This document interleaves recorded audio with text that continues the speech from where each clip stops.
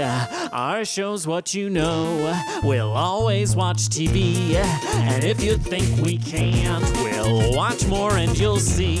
That's why the people of the web believe in Jim from Las Vegas and Jakob from Sweden. Shows What You Know, your television podcast. I'm Jim from Las Vegas. And I'm Jakob from Sweden. Welcome back to another exciting episode of What is on Television, but in audio. And we tell you all about it right here on Shows What You Know, showswhatyouknow.com, youtube.com/showswhatyouknow, and also other URLs as well. You know, since at the start is usually this is what is dubbed as the boring section. Okay. Don't say that. Yeah. No, just self-dubbed. It's just quick little factoid about us. Because it's Jim from Las Vegas. I'm not necessarily from Las Vegas. I'm in Las Vegas, for people that are wondering. And Jakob is from Sweden, but he's not in Sweden. Yeah. He's in Ireland. Well, this is the lore. How deep do you want to go into the lore? And how much do you want, like, something that rhymes for the intro versus how much do you want it to make sense? These are the creative choices behind any good production. Absolutely. So we're going to be discussing some TV news. We're going to talk about what we've been watching with kind of a highlight on Jakob just finished up the new House of the Dragon season 2. This is like hot off the presses. Am I wrong? I just watched it just now, like an hour ago. Yeah, very fresh. But I just mean like it just like at least as of this recording, it just aired. Am I wrong? I suppose what I said is often I watch things very recently and they're not necessarily new. But no, it came out like yesterday, today, as we're recording this. So, you know, and it's always in the U.S. when it's like, oh, it airs on Sunday. It's like, well, like it airs on Sunday late. So it's going to be a Monday watch for your boy Jakob. Because he's from Sweden, but in Ireland, different time zone. But yes, before we get into that, though, this past week, we did finally get a teaser for Squid Game Season 2. What's that show you say? Squid Game? That's right. I believe it's the most streamed television show in Netflix history. And I've never heard of it. What is Squid Game? It's been 15 years. Yeah, it has been 3 years, but they did announce Season 2 will be dropping December 26th, so the day after Christmas, for those that celebrate. And they have promised, or at least stated here, that the third season will premiere in 2025, so not going to be as long of a wait. And they have said that the third season will be where it ends. It will be the last season, which makes complete sense because I was a latecomer to Squid Game. I think I watched it like a month or two after it was like everyone was already freaking out about it. I don't know if it was the contrarian in me or if I was watching The Survivor or something at the time. Who knows? Who could tell? But I mean, once I did watch it, I understood why it was taking the world by storm. But it's how do you keep doing this? Because even reading through their like quick synopsis, it's like 3 years after winning the Squid Game, player 456 remains determined to find the people behind the game and put an end to their vicious sport. Using his fortune to fund his search, he starts with the most obvious of places, the man in the sharp suit playing I forget how to pronounce the game, but the game they play in the subway. But when his efforts finally yield results, the path towards taking down the organization proves to be deadlier than he imagined. To end the game, he needs to re-enter it. So, of course. Yeah. I mean, we kind of knew, like, that doesn't make any sense on the surface, but also it's exactly the plot of, like, of course they're going to, it's like Hunger Games film or book 2. Of course you're going to go back and, like, what if there was just no more Hunger Games after the first Hunger Games movie and it was all just about the city of, the districts of Panem or whatever. Like, Peter, he's just running his bakery. Like, he needs to go back in the Squid Game, obviously. But I don't know how it could be deadlier than he could possibly have imagined, because didn't he see, like, hundreds of people died? Like, surely he knew it was going to be that deadly. But, okay. So it's going to be 3+ years in between the seasons, but they must have, I haven't read up on this, but they must have made season 2 and 3 at the same time then, if they're promising a 2025 release. They wouldn't be as cocky as to go like, yes, production starts in January 2025. Yeah. They have to have that locked up. Yeah, no, I imagine you're correct on that. At the very least, if production wasn't at the same time, they must have been well into it at this point to be throwing out the 2025 date. So I mean, yeah, again, it's cool. I'm excited for more of it. But yeah, I had the same thought of like, oh yeah, just like out in the Hunger Games, like, what are we doing next? We're going back into the games, everybody. But I mean, of course, you can't have Squid Game without being back in the Squid Games. Yeah. And amp things up quite a bit. So that's a nice little Christmas present for us all. Squid I would also Game say, season 2. unlike, as we said, I just finished House of the Dragon season 2, and unlike House of the Dragon, where there's two years between seasons, and the plot is so complicated and convoluted that it's like, well, you kind of have to rewatch it or at least reread the Wikipedia summary on what happened in season 1. Squid Game, we all kind of remember what happened. Like that speaks to the strength and like the simplicity in a way of the story, because it's like, yeah, like I'm not going to spoil it if you haven't watched it, but it's a layered story, but it's also very straightforward, I think, and fairly easy to remember more or less what happened in the first season, which is good. Yeah, the thing I would have to brush up on is some of the after effects, because I remember the episode, like the final episode, did have some stuff like after the games, a few things. I'd have to refresh my memory on that. But yeah, I'm excited. It's cool. I'm at least glad. For now, they're saying it'll end with season 3, but you can almost guarantee if it's not going to be a spin-off, they'll do some sort of remake or whatever. Like I'm sure this is not the last. They're going to The Boys it. Yes, this is not the last we're seeing of the Squid Games. We'll see. I mean, even though it was a worldwide phenomenon, I'm sure we'll see an American version or Swedish version or Indian version. Like I'm sure they'll still do stuff like that. So there you go. Definitely. And then, so I mean, what other TV shows do we know are coming out in the future? Any new fun announcements on that front, Jim? Well, I mean, HBO or Max, the one to watch for HBO, Warner Brothers, I don't know, however you want to describe it. They're cashing in, they're banking in on the popularity of this House of the Dragon, because with the premiere of the season 2 finale, they did release a quick 2-minute teaser of flashes of other shows, either that are returning or brand new shows. So we get like quick glimpses at these new seasons and these new shows. Jacob, what kind of shows are they giving us peeks at? Well, I saw like this is the problem with the golden age of television is that there, as you mentioned the other week, there are so many shows that even me, a self-proclaimed snob on the TV front, I didn't even know some of these shows existed, the ones that were returning for new seasons. So I didn't know about Industry. Industry is a TV show that's already there's at least one season out of it, and it's about like bankers or whatever in London. So that's that. If there was an HBO show, I feel like I knew all the HBO shows like 10 years ago or whatever, but now I don't. So maybe it's because it's Max the one to watch for HBO. But yeah, Industry is a show that I didn't know existed. Gilded Age is a period drama set in the 1800s America, where new money versus old money. That's also out. That's not a new show coming. That has been out, and I didn't know it existed. There's a new season coming of that. Sounds like some bullshit I'd be into. But honestly, the one that I saw that we haven't discussed already that I was most interested in is The Franchise. So it's a comedy that hasn't been released yet, a new show, and it's created by Armando Iannucci. Are you familiar with the thick of it or his work in general? The name sounds familiar, but I'm not placing the thick of it. He would have worked on Veep. Basically Veep is almost like an American remake that has some of the edges polished off of some of the more biting black comedies that he's been doing for decades. Did he do The Death of Stalin? Yes. Okay. That's Armando. Our boy Armando. He also did Avenue 5, which I think I watched a little of, but wasn't too gone on. But The Franchise is about the production of a superhero film. So it's like about the crew and the production behind it, and it's like a comedy by Armando Iannucci. So that's all I know about it. There was just a quick clip there mixed in with all the other ones, but I was like, oh well, I'm gonna be excited about this now. No, that sounds very cool, and that does sound ripe for the humor. I know there was a movie that was like that was supposed to be based off of like the production of one of the Jurassic Park sequels or something like that during COVID. So The Bubble? Yes, that's what it was. Yeah. Although I don't think that was very successful, but we got more of a pedigree here, so I assume it'd be a better production.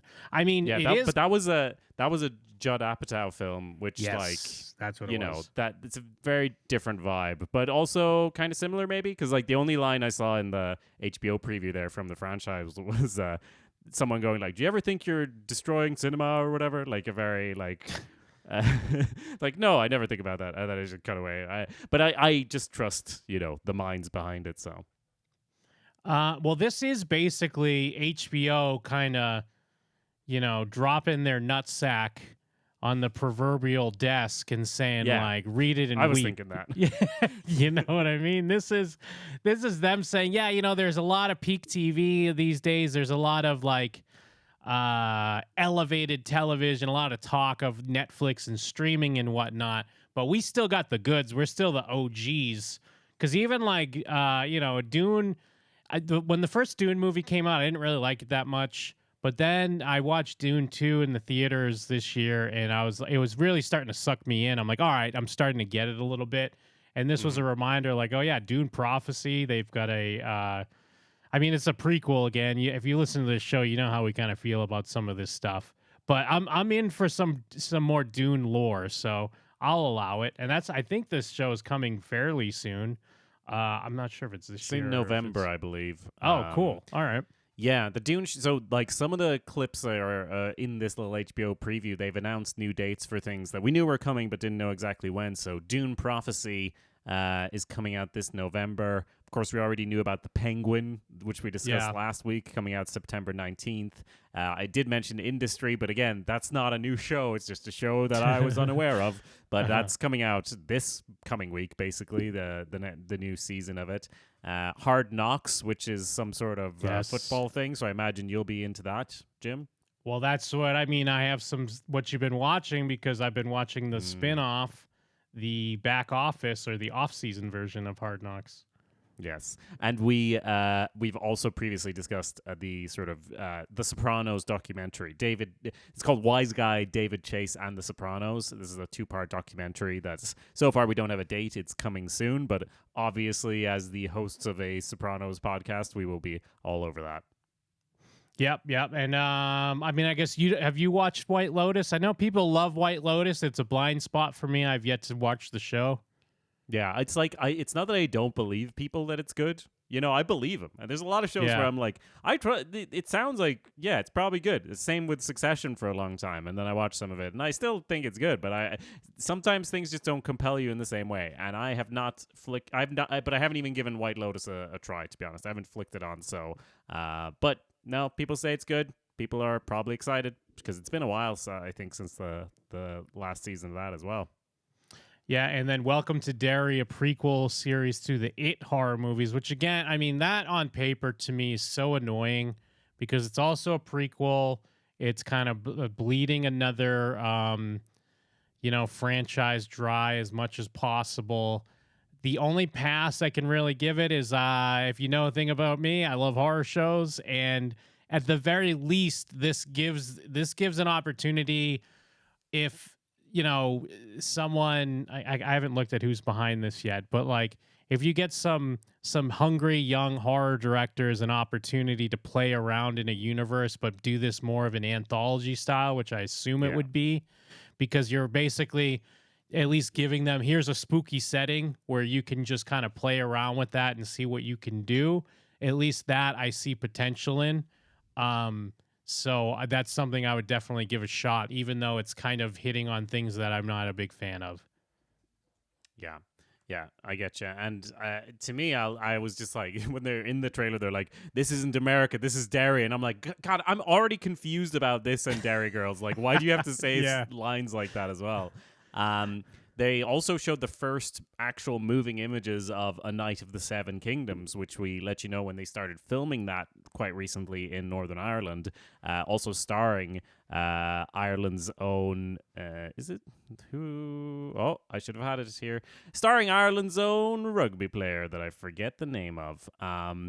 And so we actually did see some moving images, and we know as well that the series is going to be premiering in 2025 now. So it certainly seems like they're doing a sort of House of the Dragon 2024, Night of the Seven Kingdom 2025, back to House of the Dragon, like getting into that rhythm of releasing them maybe bi-yearly, which is not a phrase I thought I'd ever be using in terms of television production or releases, but that's kind of what it seems like. You know, the clips don't tell you anything except to kind of show you a little bit of Game of Thrones shit. You know, it's the usual kind of Game of Thrones shit. And I think that the book is like Tales of Dunk and Egg or whatever. And I assume Egg is this kid whose head looks like an egg, presumably because he's a Targaryen and would have blonde hair if he had any hair. So that's probably why he's incognito, got his head shaved. I didn't read the book, but that's just what I assume's going on there, because I know it's a bit of a Mandalorian type romp through the Seven Kingdoms with these two.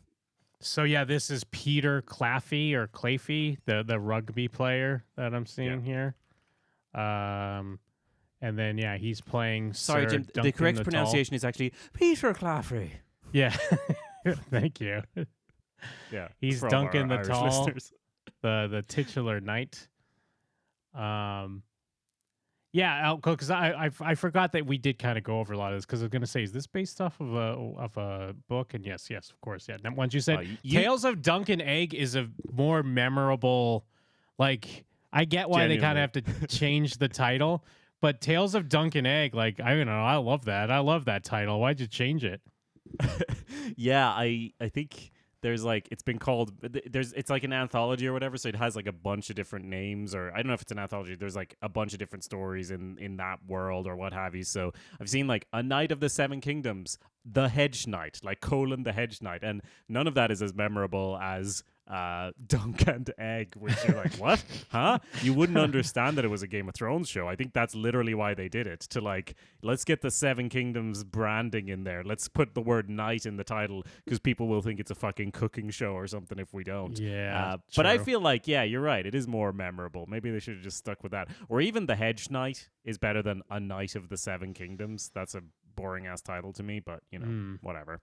Well, I mean, since you mentioned The Mandalorian, it reminds me, because they're doing a movie, and at least as of now, they might change this title, but the title is just The Mandalorian and Grogu. Like, that's the name of the movie. Just nice and straightforward, just like Dunk and Egg.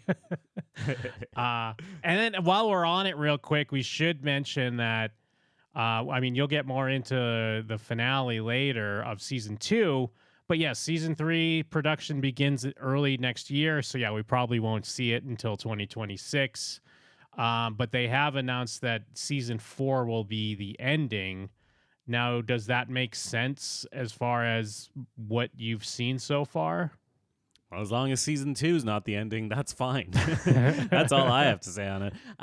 No, yeah, I mean, it checks out. Like, things do happen in this show. I'll say that before we get into the what you've been watching and actually discussing it. Like, one of the things about House of the Dragon is all the characters feel a little bit disposable, but we spend enough time with them to start to get to know them, and it's meant to be this sort of Shakespearean tragedy. Like, everyone knows from the start that shit's gonna get fucked, right? And it's not like every character that was around in season 1 is alive. Not every character that was in the start of season 2 is still around. Like, things feel like they're happening. Maybe they didn't happen so much in the finale, but things are generally happening and progressing. So getting twice the amount of what we already had sounds about right to wrap this story up.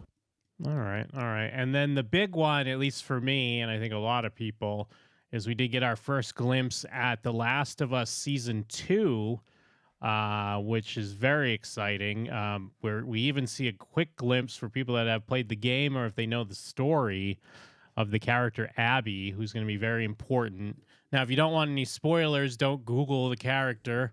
But it's very cool. If that feels, I mean, with the amount of footage they show, I mean, it was only like a 2-minute, the whole thing was 2 minutes, but they like a good, like, I don't know, 15, 20 seconds of that was Last of Us 2. So pretty big chunk.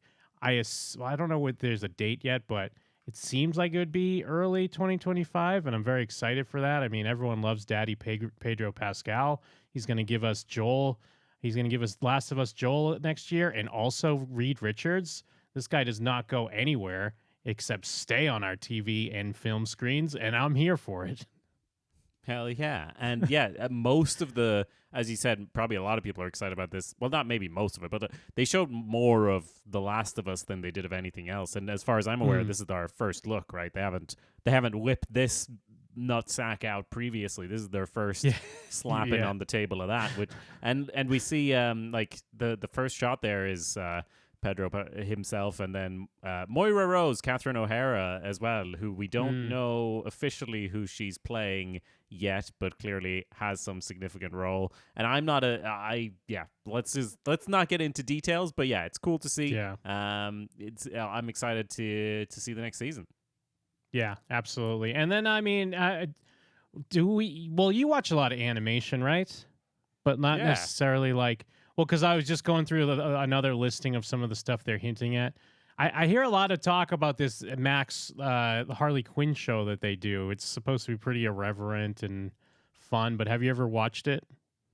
I never watched any of these like superhero ones. Sound like such a dick, but like any of these superhero Western shows, like I have not consumed any of these. I saw a lot of people saying good things about the new Batman the Caped Crusader as well, and I was just like, well, sounds nice for the people who are into that, and then never looked into it again.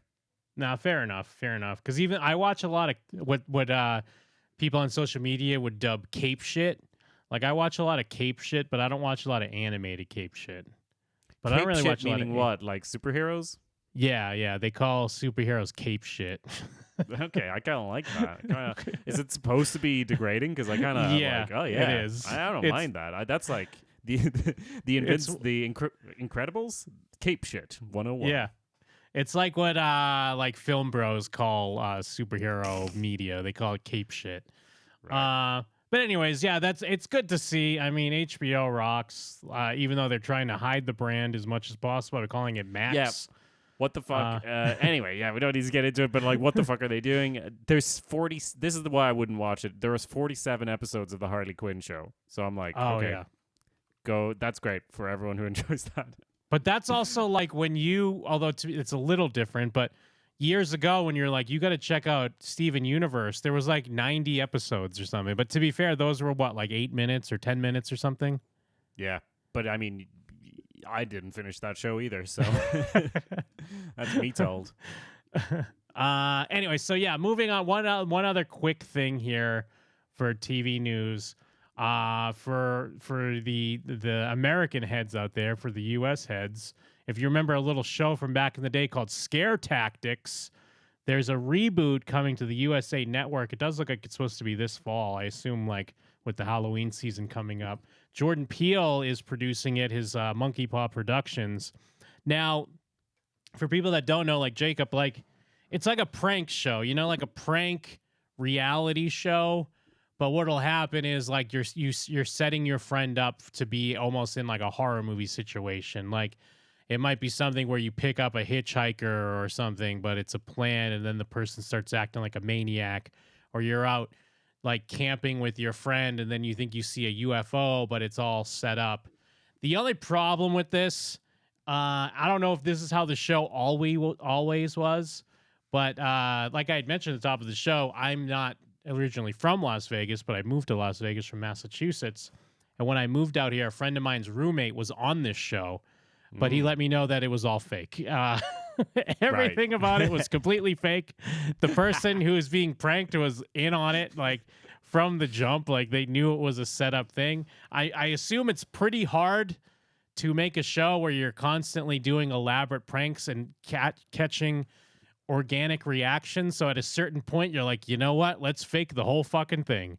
But again, I'll give them the benefit of the doubt that maybe this show started as like a legit thing where they were setting up actual pranks. But again, it's then the demands of the network of, well, we need another 12 episodes in 3 months, so let's get those pranks going.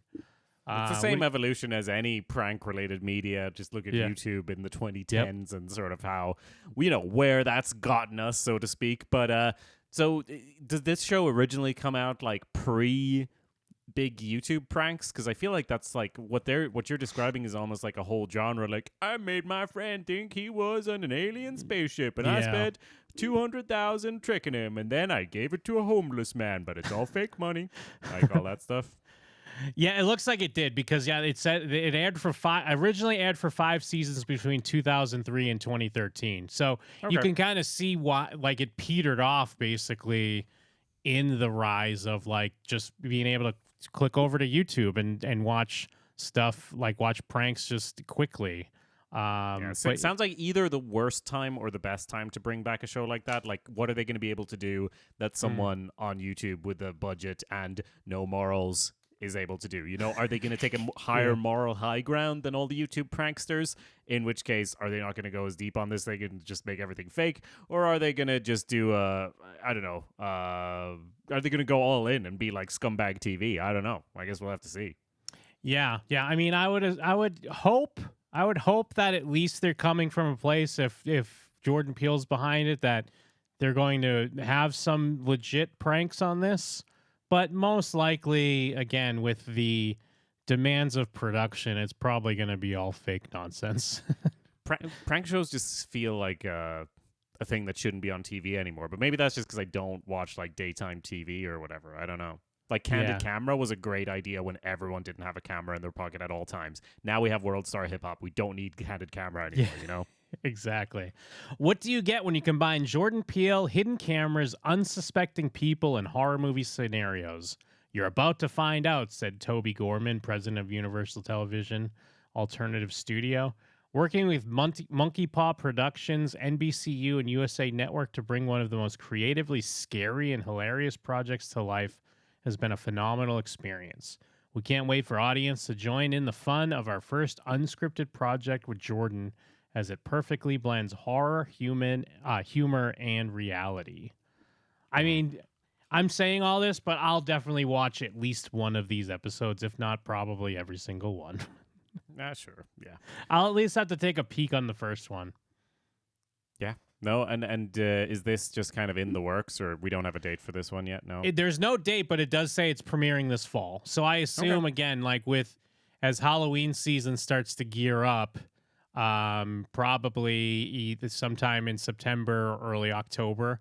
Actually, that gives me a good question. Is Ireland, are they Halloween people? I know most places don't celebrate Halloween, but I mean, I always try to temper, like, are we spreading the Halloween spirit through social media and the internet, or what? Jim, Halloween is an Irish holiday. Like, literally, it comes from Ireland. No, I mean, I get that, but I've always heard that most international places don't celebrate it like we celebrate it. You know what I mean? Well, the Americas, or the U.S. in general, you do like to bring things over the top, which is one thing I've always respected about you as a people. And you have done that with Halloween as well, certainly. But no, Halloween has always been a big deal in Ireland, as far as I can tell. Certainly a much bigger deal than Sweden, where I'm from, as we discussed. That was my follow-up, was going to be, so then what's in comparison, like, to Sweden? What kind of celebrations are there?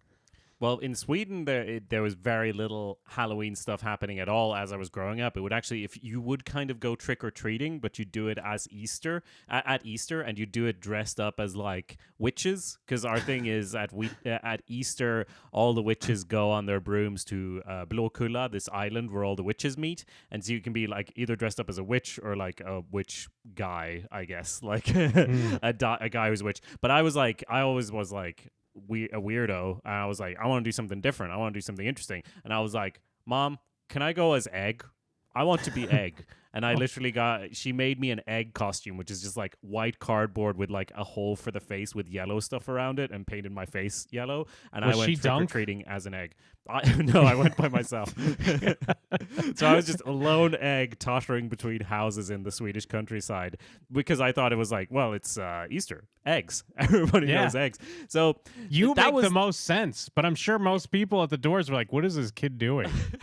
I mean, I'm sure, yeah. But that was the done thing. But then as I was growing up, Halloween became more of a cool thing, that you go trick-or-treating at Halloween. And basically, at least during I think it was like kind of becoming a thing when I was getting almost too old to do either, kind of. Like, I probably could have snuck in there, but we started having Halloween parties and dressing up and all this stuff, which I guess maybe people were having to some extent, but it was definitely like an influence from American culture. Compare that to Ireland, where it's always been a big deal.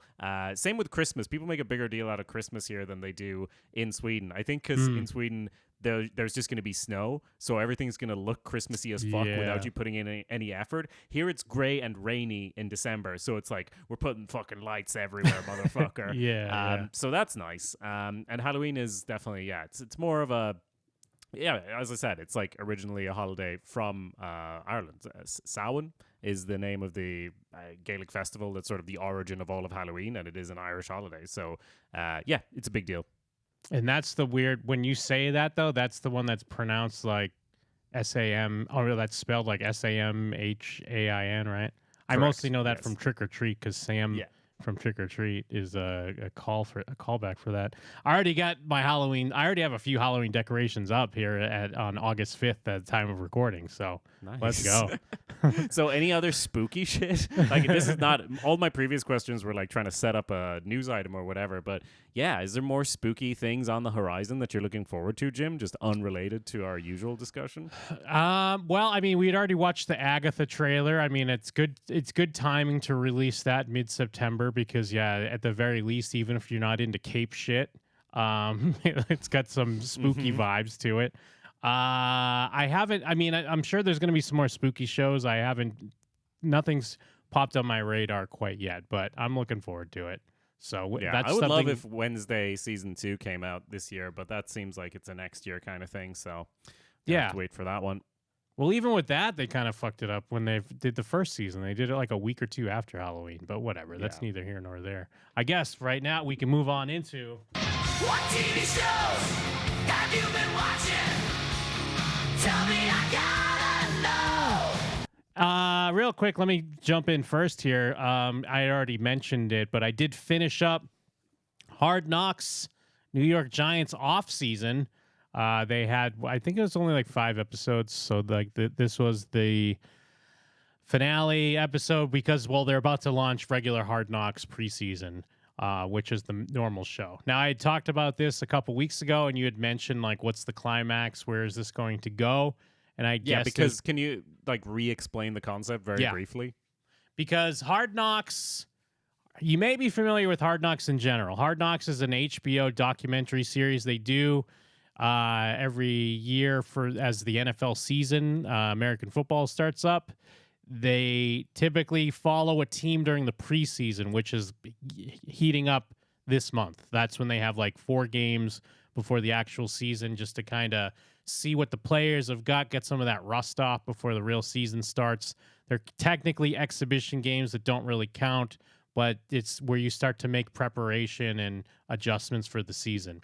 Now, they did it a little bit different this year. They did an extra show called Offseason where we followed the back office people, like a team general manager and the scouts, and what goes into what you do in the offseason as far as re-signing players to new contracts if they're about to leave the team, picking up new hires like free agents or whatever from other teams that are in the market looking to be signed, gearing up for the draft where the college players make that transition from playing in college into the NFL, into the pros.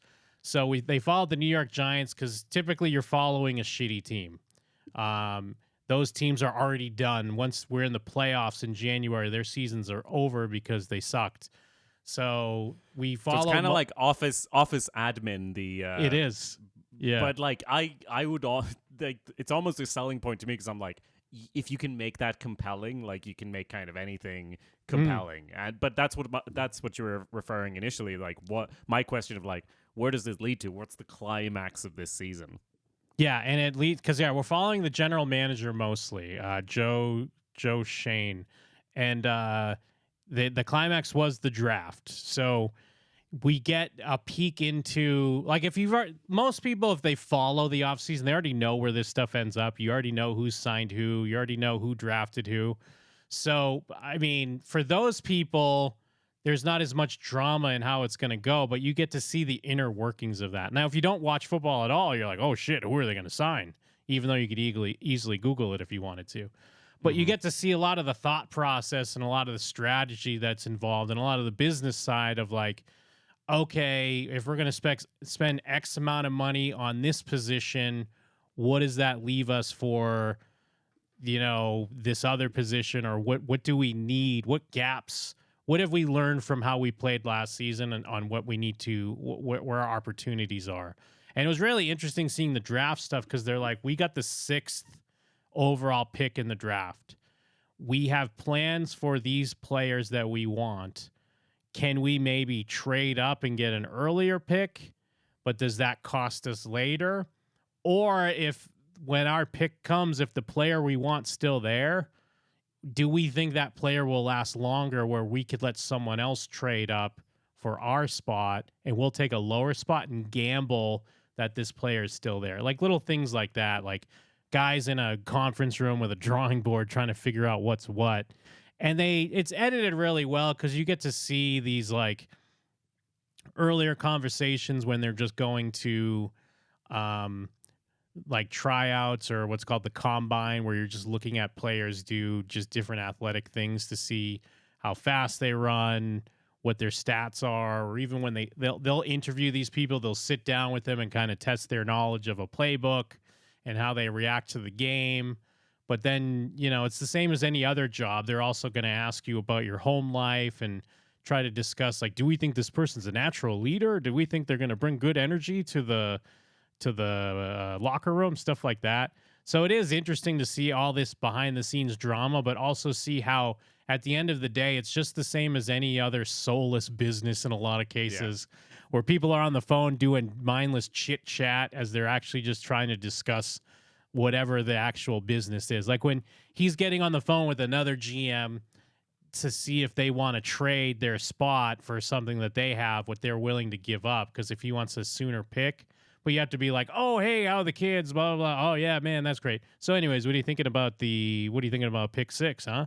Or you want to take our pick 6 for your pick 3? Oh, no? All right, well, fuck you then, click. Get the fuck out of here. It was pretty well done. I mean, it's not I think it's more interesting to watch the players. You get a little bit of the players here, but it's more of the business stuff. And then actually, as of this recording, tomorrow is the premiere of the standard Hard Knocks, like the preseason stuff, where we see more about when they're in practice. And that's where that gets interesting, is you start to follow not the big name players, but say some of these more like underdog guys. And it's like, can they make the team? Are they going to make that much of an impact just in practice or in exhibition or in preseason games where they impress someone and they get signed to the team for the season? Shit like that. Yeah. So you're thinking that basically the behind the scenes, it's good, but it's not quite as good as seeing big fat fellas run into each other and then like break each other's backs, which is kind of it has like, you can have the drama and then also have that in the main show, I suppose. Yeah, I could totally see how some people would prefer this off-season show more, and also this is like the first time they've done this. So I'm sure there's things that they would, even when they do it in the future, they would make a little bit better here and there. But like, yeah, I prefer the player stuff. I still like this a lot, but more in the sense of like, I guess most people, if you work, say like an office job or something, you'd almost just see elements of your day to day and you'd be like, oh, that's fucking weird. That's just the same shit going on in the back office of an NFL team, Yeah, for sure. So I do recommend it, though, and get hyped for the regular Hard Knocks, which starts August 6th. What TV shows have you been watching?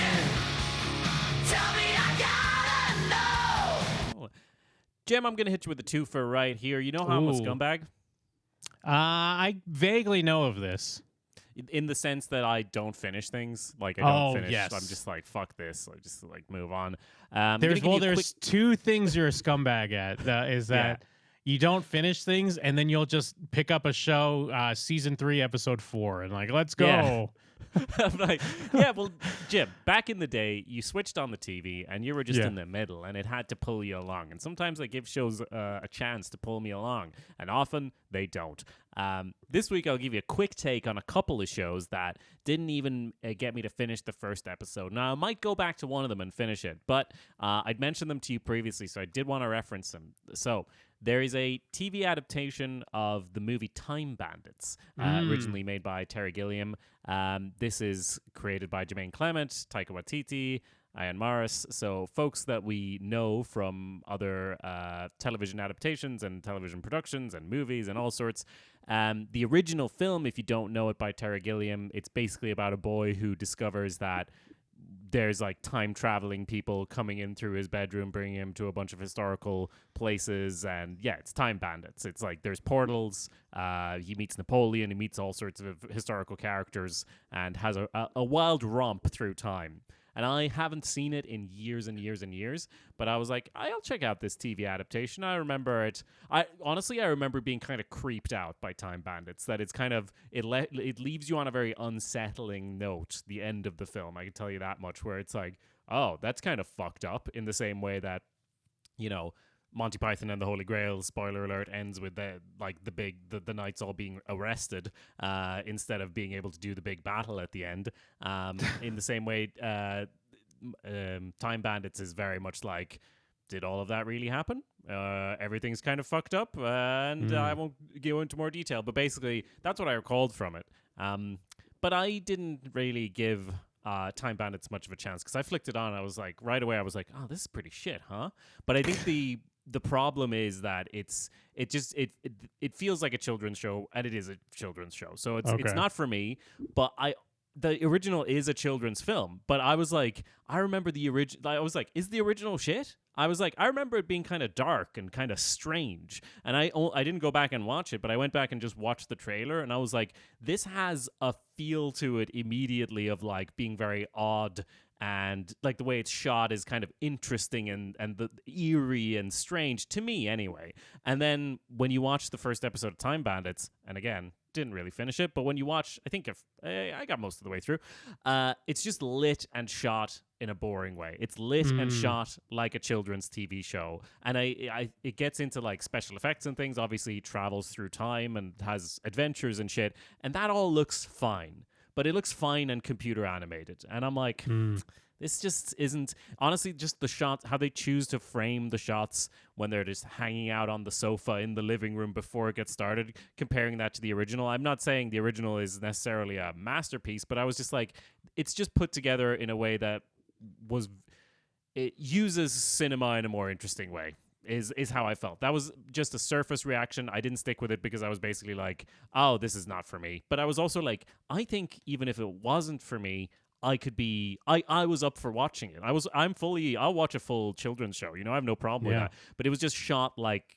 kind of a boring children's show. It wasn't shot in any interesting or innovative way. But maybe it was kind of like, but in the same way that a Marvel film is, that Cape shit is shot often in a boring way. I was just like, this is just shot reverse shot, and I feel like you could be doing more here, you know? Yeah, I mean, maybe I'm asking too much. I don't know. I'll watch a kid's show. I watch Bluey all the time. Bluey's great. Fuck yeah. Yeah. We didn't talk about the house thing, the for sale episode. Yeah, Did you know about this? I know. I watched it. Yeah, I watched it. I teared up. But then also, I mean, I have thoughts about how they copped out as well. But that's a whole nother episode. That's got to go after the spoiler warning. They couldn't go in. They couldn't go all the way, could they? Could you, Joseph Brom or Jonathan Brom, whatever your name is?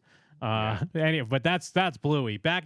I was gonna maybe take a peek at this week, but I didn't get a chance because I know you were gonna watch it. I do think it's a little tough that you didn't watch the whole episode. But I also get what you're saying. It doesn't make what you're saying, doesn't take away any of the wind of your sails, though, because if this is your reaction, that's your reaction. How many episodes? Is this something they dropped is this Apple TV? I forget. It's Apple TV, and they are releasing them, like they released a couple, and then they released another couple like a week later. And I think, they're releasing just another interesting, weird fucking schedule. They're dropping 2 episodes weekly. So every week they drop 2 new episodes. So I guess they can make the episodes in half hour each, but they're basically dropping an hour each week, I guess. Now, did Taika Waititi direct it, or is he just like is him and Jermaine Clement just like producing this? He directed the first episode and the second episode. So yeah. He's like a weird cat. I mean, if you listen to my podcast, Jim and them, we really hate him. I didn't always hate him though. I don't know. I feel like people are coming around to kind of hating him a bit because he went from like an interesting, cool, different indie guy to like the worst person. And it seems like maybe he's still in this worst person mode, but like now he's just taking beloved things and making them. I don't want to be too. How many things has he actually done that's like the worst though? Like if I understand why you might be off put in general, by his decisions, but I feel like he makes some things in an interesting way. But I think people just kind of got tired of his shtick a little bit, and you reached that point much sooner than other people maybe. A little bit, but it's in the same way that Adam Sandler makes things the worst. And Adam Sandler, I feel like, made things pretty good for a while, or maybe even can sometimes have flashes of that. Like, I guess saying he's the worst is being melodramatic. I still think he could probably make something good. I know a lot of people love What We Do in the Shadows, the TV series, or people love Our Flag Means Death. I haven't watched either of those, so I can't speak to those. I can only base it off of like his performance in the movie Free Guy, and then Thor Love and Thunder, and then Thor Ragnarok, and then his general social media presence. Like, he's just an annoying person. Yeah, I didn't watch the second of his Thor movies, so I never had to deal with that one, but I did enjoy Jojo Rabbit. I watched Next Goal Wins, thought that was decent enough, which is his film about like a football team on some Pacific Island. Island. Mixed on that, but yeah, it doesn't sound terrible. Yeah, well, honestly, it didn't blow me away, but it was an entertaining enough watch, and I did enjoy Our Flag Means Death season 1, but have not actually watched season 2 yet, so but anyway, that's just one part of my quick takes. My other quick take is on Those About to Die, which is, I might have briefly referenced this, but it's basically Gladiator, the TV show. Prime has made this TV show starring Anthony Hopkins as an emperor in Rome, and it's all about the building of the Colosseum and stuff like that. And they spent like $180 million on it or something, and reviews are mixed / not good from what I've read mostly. Scumbag stuff, didn't watch the full episode, but not out of like I'm disgusted. It's just like I haven't gotten through it yet. But even just the intro, I can tell you, as I started the intro, I was a little bit like, oh no, because the intro is like a bunch of Roman statues and like things, but it's all 3D animated, and then blood starts pouring onto it. But it's all 3D animated blood, and it's like splashing all over Rome, and there's dramatic music playing, and I was like, oh dear, this is very on the nose. And from what I've seen so far, that is how I would describe the show. It's very on the nose. It's very much like we are doing Game of Thrones in Rome, and I'm like, that's not a bad concept by itself, but I found this quote from a Guardian review that I quite like by Jack Seal, that says the opening paragraph is Roman epics nudge 2 sliders up and down on their dramatic mixing desk, one that controls political machinations and one that dispenses violence and debauchery. Go too far towards I, Claudius, and the audience gets bored. Veered the other way, and a different demographic will flush crimson and cover their eyes with a merry beard hardback. And they're basically saying that Those About to Die is sort of in the middle between the two. A fairly satisfying binge, but not really going too far in either direction. And it was kind of weird because it just started with someone doing a voiceover and like, I'm the guy who runs the fighting pits kind of thing. And it's like not the tone you expect for something set in ancient Rome. But I'm like, maybe that's a good thing. I don't know. Maybe it's accessible. But it was honestly strange. I found it strange so far. Not fully put off by it, but I was like, oh, not what I expected so far at all. And what streaming service is this on again? This one's on Prime. It's on Prime, and they spent like loads of money on it. I haven't really heard many people talking about it at all. Oh yeah, well no, actually here it's on Peacock.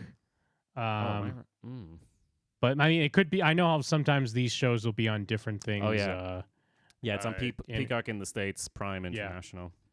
Yeah, which is well, because the only reason why I ask, because it's just interesting to think of like, what is the path that goes from, deciding to spend like almost $200 million on a project.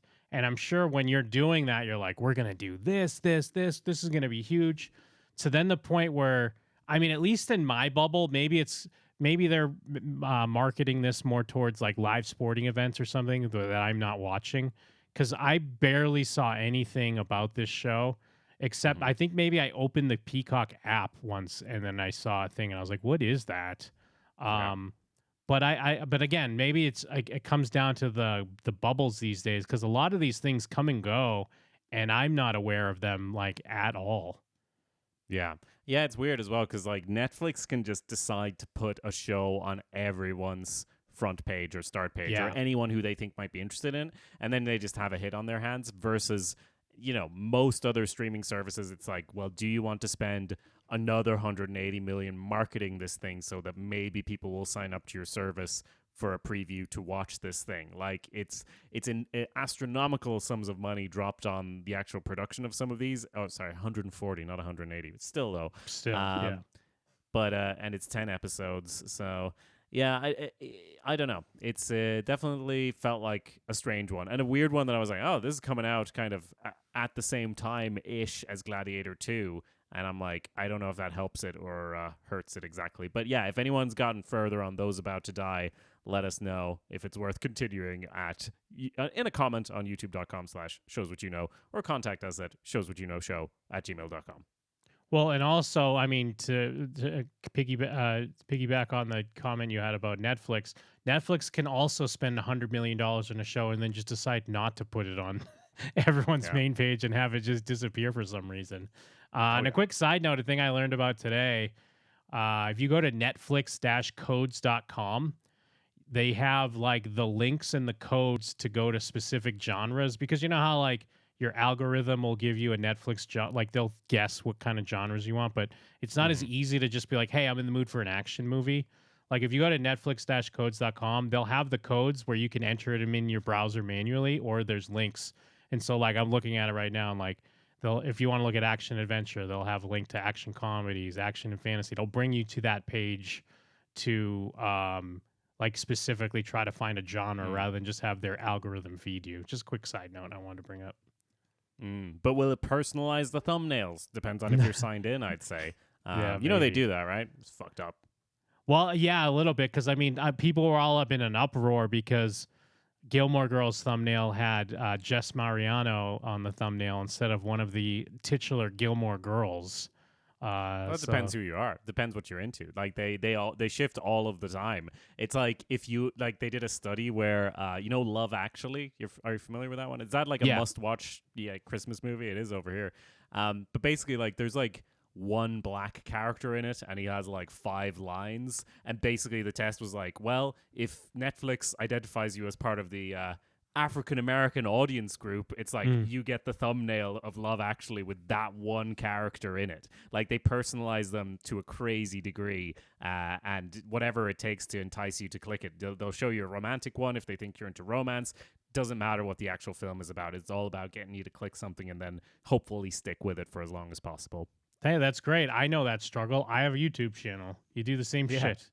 Yeah, well, we can't personalize it as much. That's the problem. If we could individualize the thumbnails for every potential viewer based on an enormous wealth of data that we've gathered about them through our shadowy means and sort of data brokers, then yeah, we'd have more subscribers. But for now, we're reliant on you, dear listeners, so please spread the word. Well, baby steps, though. We do have thumbnail tests now where we can at least add 3, and they could tell us which one works well. Now, actually, so was there other hits you wanted to get on from there, or are those your... Just the big one, I guess. All right. What TV shows have you been watching? Tell me, I gotta know. Before we get to the big one, I just wanted to bring up that I'd mentioned it last week, but I am fully caught up on Apple TV Plus's show Sunny. starring Rashida Jones, going on a wacky adventure with a home robot after her son and husband apparently died in a plane crash. It's one of those well, it's like any mystery show. And if you've listened to us discuss TV before, mysteries are quite a fucking grab bag, I guess. I don't know how to describe it, because it's like the tone you started that quote in was like, people are going to quote this. Mysteries are quite a fucking grab bag, actually. Because it's like, I can be into it, but I'm 5 episodes in and they're like introducing more questions than they are like answers, which I don't have much of a problem with. I'm still enjoying the characters. I'm enjoying the journey so far, but there's always this thing in the back of my mind, like, oh no, this, like, depending on how this mystery goes, it could completely change what I'm thinking of this show. But overall, I'm still into the vibe.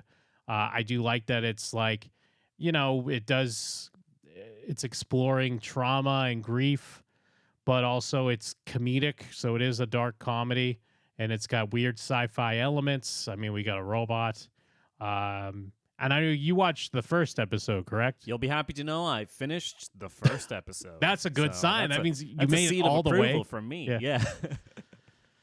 The bar's on the floor over here. Yeah, I watched the first episode, not opposed to watching more of it. But yeah, I guess I wanted your take as well. Like, should I be investing another few hours into getting up to date? But that's the thing with mysteries. You can't tell me that until September 4th when the finale comes out, because it's Apple TV. So they're actually doing the classic, let's release 1 episode per week here. But I actually did enjoy the first episode. I found it interesting as well. I looked into it after we chatted about it and was like, what is this book that it's based off? And I tried, because I was like, the author doesn't even have a link here on Wikipedia. And I just tried to find it and found, like, on Goodreads, Colin O'Sullivan's books have very few reviews, like way less than you'd expect for something that's made into a TV show, especially after the TV show premieres. Like, even if it wasn't a well-known book, you're like, surely it'd be sort of, people would be talking about it more now, right? There'd be more chats about it, but I'm going to find the exact numbers here, which everything is not,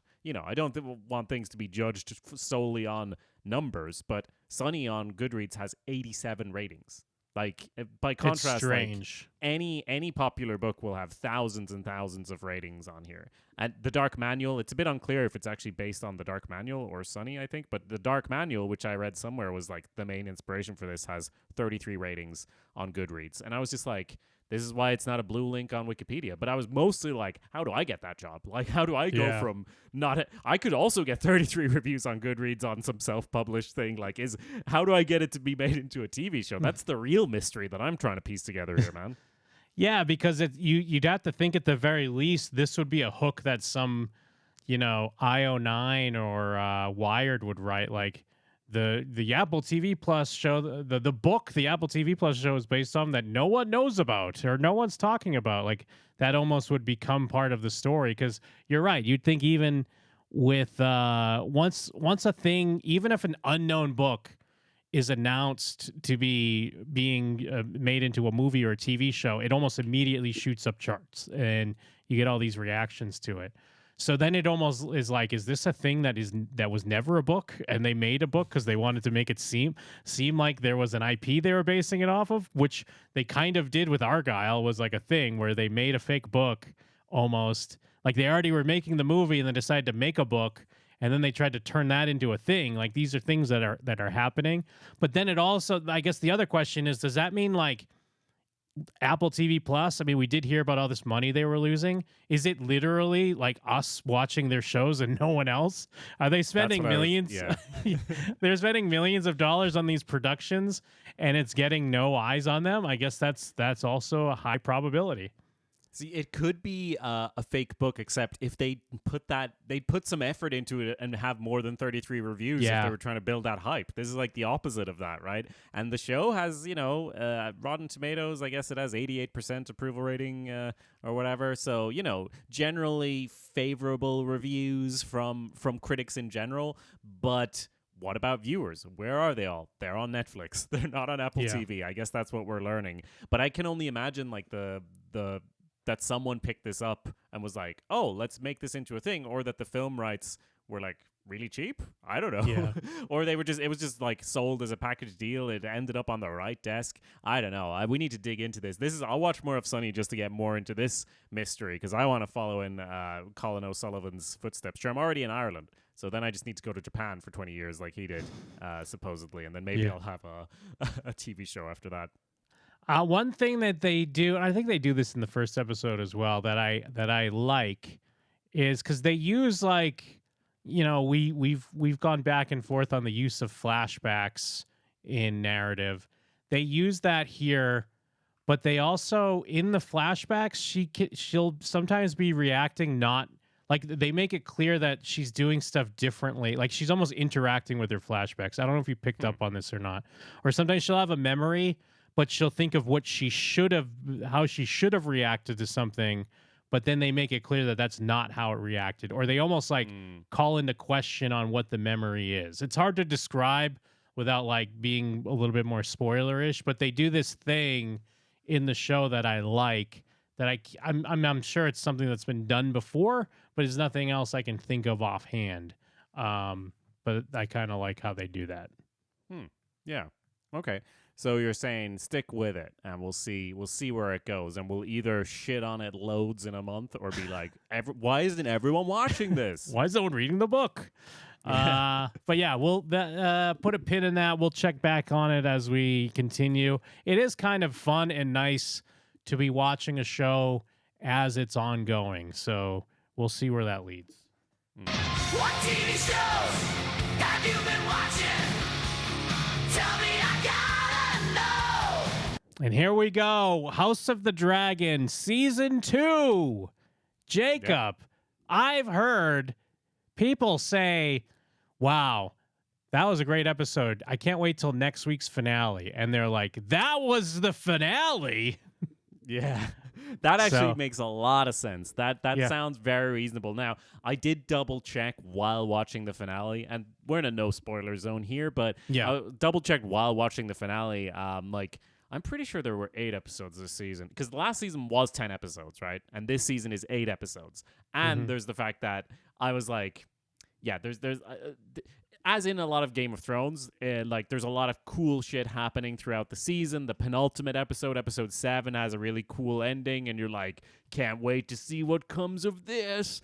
And then the last episode kind of continues the build-up, and it's a good episode. It's just not necessarily a good finale. But I think I clocked that early on, because as I said, I Googled like, let me double check that it's actually 8 episodes. And it was 8 episodes. And then I was like, they are spending a lot of time on this weird comedic storyline across the narrow sea.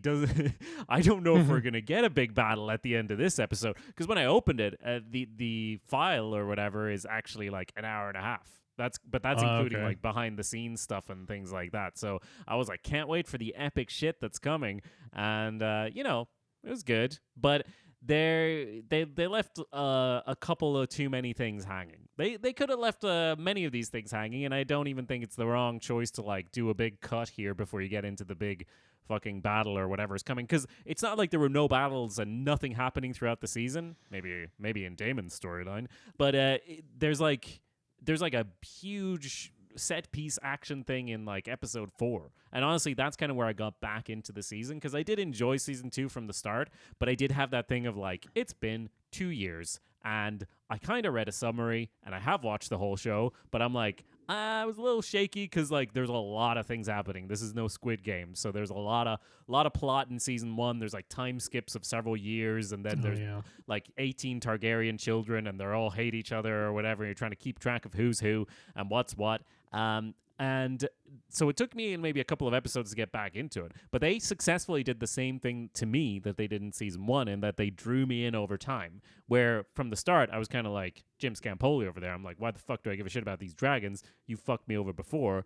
But the more I was watching, the more I was like, this actually fulfills the broken promise of Game of Thrones. Maybe that sounds too grand, over promising, but basically Daenerys arriving in Westeros in the original Game of Thrones show with the dragons, that's when you were like, fuck yeah, can't wait to see what's going to happen. Now there are dragons and politics and war, and then the end of Game of Thrones was kind of shit.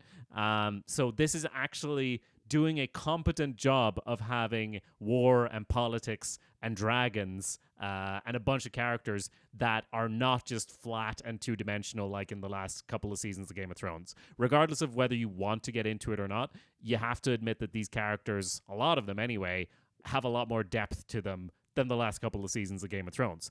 So they spend like time building those things out. There's a lot of like talking in different rooms, that type of stuff, and it is punctuated with great action. But towards the end of this episode, it gets into like a montage cutting between all the different factions as they're all like on the march or whatever, and I was like, this is it.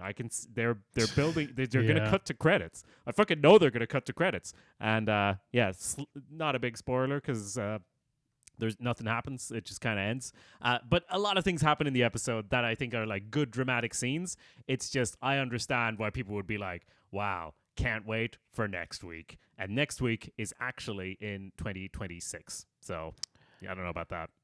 Yeah, because I mean, before we started recording, you mentioned something about like, we're talking about Rings of Power coming up. And you were like, you'd probably be better off just watching House of the Dragon instead of that, or getting caught up with House of the Dragon. But earlier today, I saw people online saying this was worse than the final season of Game of Thrones. They were saying that, like, and when I saw that, it just like solidified. I was like, I made the right choice that I didn't watch this show. Those people are fools. Whoever that is a fool. So yeah, you wouldn't go that far then. It's just more that's so insane. That's like, yeah. I think so. Like, one of the benefits of this show is that it's based on one book that's written as a history book, right? It's not written as a novel exactly, and it's finished. And I haven't read that one, so I don't know like what's coming. But I know enough to know that like what we've seen is like 20 pages or whatever, or what's in season 1 is like a very short bit of it, but there's enough base material there, and they have shown that they can translate that base material into compelling television. And I'm like, great. So they know how this is going to end. They can elevate what's already there into interesting television. It would be what did they say was bad about it? Just that it ended? That it didn't deliver on having a big fucking battle at the end? It must have been. I mean, I obviously didn't dig too much into it because even though I'm not watching it, I don't want to know what all the hubbub's about. I just kind of happen to glance. That's the only hubbub that I can think of, is that like it does seem to be building up to like a big, cool, badass battle. And in fact, I know just from reading articles, that's exactly it. I used to be on the other side. You know, I always knew what the Red Wedding was and whatever. I knew all these phrases, code words, and now people are talking about the Battle of the Gullet, and everyone was all excited about it, and that's going to be next season. So I read this interview with the creator. It was basically like, yeah, I'm paraphrasing, but basically saying, even though it's HBO, we don't have infinite money, and we want to make this battle enormous and crazy, and we want to do it justice. And if we did try to fit that in this season, we would not have had the budget to do all of the other stuff that we did this season. Because I think this season up to now has been very good. They didn't have they could have done that, but that would have been the classic Game of Thrones thing, I think, of like, well, we have to have a battle in episode 9. We'll do Battle of the Bastards. Fuck making the plots make sense around it. We just have to make sure we have a set piece. Like, that's the type of thinking that gets you into like forcing a big battle into it. Now, I do understand at the same time, and apparently I read some reporting that one writer told Entertainment Weekly that it wasn't really their choice to cut down the number of episodes, because it was supposed to be 10 episodes originally. Then it became 8 episodes. So HBO has it apparently insisted to Deadline that the episode trim was story driven, but I would guess that it was basically story driven in the sense that they really wanted to make this thing that's coming up big and epic, and just production wise and cost wise, it made more sense to shift that into next season and start from there. And I'm like, the only reason that's annoying to me is that I can't watch it right now, which is not the worst thing to be annoyed about. That's not how I felt at the end of Game of Thrones. I felt empty. I felt a shell of a man. Yeah, and I assume the strikes had something to do with this as well, because I remember there was talk about how like they could still, even though the actors I think were on strike, they weren't in SAG technically, so the actors could still work during the strike at the time, and I don't know. I'm sure things were affected because obviously then the writers were on strike as well. I just remember House of the Dragon being like a point of contention because some of their production was still allowed to move ahead because of certain things that they didn't have to abide by. But either way, that's still just a quick Google says like that they continued because all the scripts were completed, quote unquote. Though that's always like, well, maybe the scripts are completed, but like, are you allowed to rewrite it as you go or not? Yeah. But having watched season 2, it's not like I was like, oh, I wish they had more time to workshop this plot either. So I think the scripts were solid. Yeah. So, but anyways, I mean, I guess even if I wanted to catch up, I got 2 years. I ain't in no rush. Yeah, I mean, that is true. But that was only valuing this against Rings of Power. You know, if I was valuing this against The Challenge, obviously The Challenge 40 comes first because that's new and fresh off the presses coming out soon. Well, because I don't even know where to tell you to start to try to get caught up for Challenge 40. Like, you don't have any time. I mean, you could watch Challenge 40, don't get me wrong, Jacob. Like, you could watch it, but you're not going to get the intricacies of the backstory. Like, you think Game of Thrones or House of the Dragon has, like, character depth, but you're out of your goddamn element when you're talking about Challenge 40, baby. Yeah, no, that makes sense. And I was trying to find, like... It's an interesting thing that some of these TV reporting sites do where every Monday they've released, like, at the same time, 6 articles about House of the Dragon. I guess that's the strategy. Don't just do one article, do, like, a bunch. So, like, I'm trying to find quotes now, and I'm like, same website has, like, 8 articles that all came out in the last 24 hours because they're trying to capitalize on, like, the fact that people are interested in this right now. But basically, the creator has said, as you mentioned earlier, probably going to be 4 seasons in total, and they're shooting season 4 early next year. So, yeah, I mean, I won't lie. Season 3. I won't lie. I'm a little bit like, man, I wish there was more House of the... I could understand the disappointment, but I think it would be insane to compare it to the OG Game of Thrones. If anything, I think this is sort of...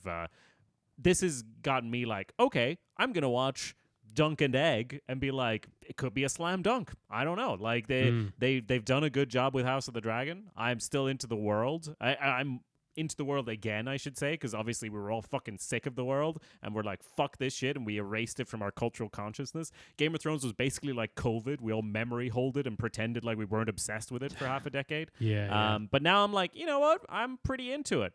But then, you know, I'm into knights and shit anyway, so. It sounds like they bare season 3'd it. No yeah, way. no, the big battle's the review, man, and they didn't have the budget to get the goddamn review out yet, so they're gonna save it for the next season. So you're right about the review part, but to me, bearing it season 3 would be more like we got really pretentious about it. Now the Bear has always been pretentious, but more like, yeah, we got really slow. And honestly, the pace has been good this season. I think the pace is good. Right. You just could have used those extra 2 episodes. All right, fair enough. Well, yeah, there we go. House of the Dragon, season 2. We got goddamn Dunk and Egg, Tales of Dunk and Egg next year. Yeah, and that is good at the very least. If they're gonna make you wait 2 years, I mean, it's not like it's that connected because this is like another 100 years, this is in between. Is House of the Dragon 200 years before Game of Thrones, and this is 100 years between Game of Thrones? It's something along those lines. Yeah, I don't have the exact years, but along those lines, yeah. Yeah, it's not exactly connected, but it's at least giving you that fix. And I guess that's similar to what The Boys is doing. The Boys is giving you the Gen V for 2025 with The Boys in the next season, 2026. So at least with this corporate synergy out there, they're kind of trying to string you along in the best... They're trying to put a carrot on a string for you in the best way possible. They're kind of doing like what the original Marvel films were doing before they got into TV and stuff, but like in the realm of TV, which is interesting and like such a big undertaking, like insanely big. And we'll see, you know, what else comes out of Game of Thrones. But I think House of the Dragon in general, besides some slight maybe backlash, understandably, about the finale. I think it's good if the backlash is we wanted more, right? Like, the backlash isn't like, fuck this show, I'm never watching it again. By the time it comes back, people won't remember what happened anyway, so they'll probably get excited again. That's what happened to me. But again, it took a couple of episodes to get back into it. I think it's basically the choice they made. The show, as it will stand when it's finished, does not suffer from this choice. It's just us in our sort of fourth dimensional travel through time that we're all caught in. We're suffering because we have to wait for it, but I don't think that the show suffers from this decision to cut it off where they did. This is just assuming the next season is also good, of course. Yeah, that's what I was going to say. At the very least, if it's like, hey, I want more, there's obviously worse complaints to be had. So yeah, I guess that's that. So wait, so every 2 years, that means that season 3 is going to come out in 2026, and season 4, supposedly the final one, will be in 2028. So basically, in May of 2028, you can start watching season 1, and then you'll be caught up for the final season. And then we'll discuss it here. So put it in your calendars, folks. Check back in 4 years, and we'll be talking about House of the Dragon. Yeah, it's so wild. We have to wait 2 years in between seasons for goddamn television. But yeah, drop us a line. What do you think? Do you think this was worse than the last season of Game of Thrones? Let us know at showswhatyouknow@gmail.com. Of course, if you haven't already, check out our YouTube channel, like and subscribe, and hit that goddamn bell. And anything else, Jacob? No, we're always on TikTok.com/@showswhatyouknow. That's not how people go to it. Just search Shows What You Know in the app, obviously, if you know how that works. And, just come hang out. We're on the internet. You can find us. You can just stalk us. Just stalk us online, guys, and leave us a review on Apple Podcasts. Yes, please. Thanks, everybody. Thanks, folks. We are Shows What You Know. We'll always watch TV, and if you think we can't, we'll watch more and you'll see. That's why the people of the web believe in Jim from Las Vegas and Jacob from Sweden.